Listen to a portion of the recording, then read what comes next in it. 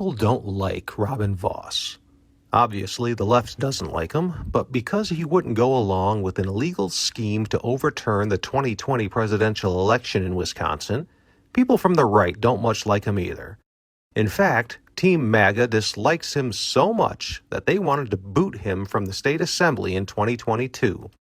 Enter Adam Steen, a loyal Trump supporter that assumably would happily do anything, legal or illegal, for the benefit of the Orange Messiah. He wanted to unseat Vos, and a lot of folks on the far right wanted to help him. But unseating a long-standing Speaker of the Assembly would take a lot of money. But here's the thing. Wisconsin law prohibits donations of greater than $1,000 to any candidate for the state assembly. This donation cap applies to both individual donors and organizations. Asterisk. We'll get back to that. Steen would conceivably need donations from a lot of individuals and groups.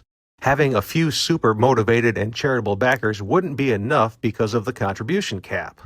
Although, back to that asterisk, an organization is limited to a $1,000 contribution to a candidate for state assembly unless that organization is a political party.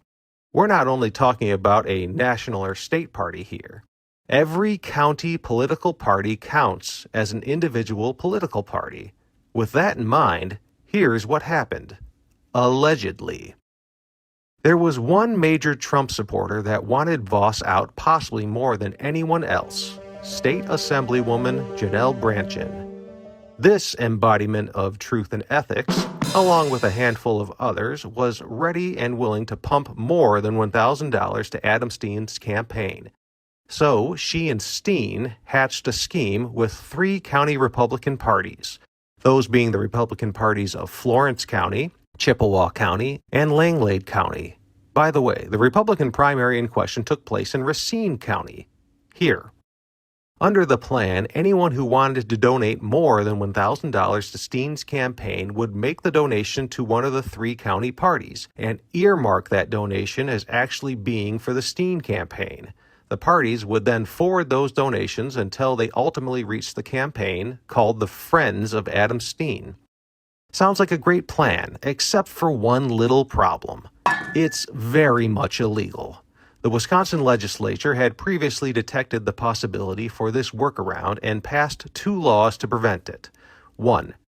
You cannot give anything to a second party and have that second party donate it to a politician's campaign in the second party's name. If the donation originated from you, then it's from you, period. Second, you cannot donate to a political party and direct that the party forward it to a candidate's campaign. The Brandtjen-Steen Scheme was therefore illegal under at least 2 laws. Interestingly enough, Janel Brandtjen sits on the Assembly Committee on Government Accountability and Oversight.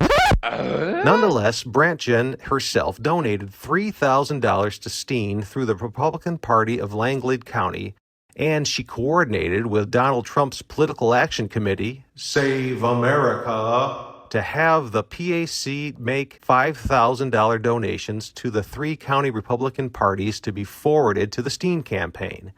In total, it appears that at least $35,000 was funneled to the Steen campaign via the 3 county parties. In the end, of course, it was all for naught. Steen lost the GOP primary to Vos by less than 300 votes, and then lost again as a write-in candidate in the general election. Because if there's one thing Trump supporters know how to do, it's take a loss gracefully, am I right? So what happens now? Well, the evidence and recommendations for felony charges against the parties involved in this scheme have been forwarded from the Wisconsin Ethics Commission to the relevant district attorneys and may eventually make their way to Wisconsin Attorney General Josh Kaul. Will we eventually see accountability?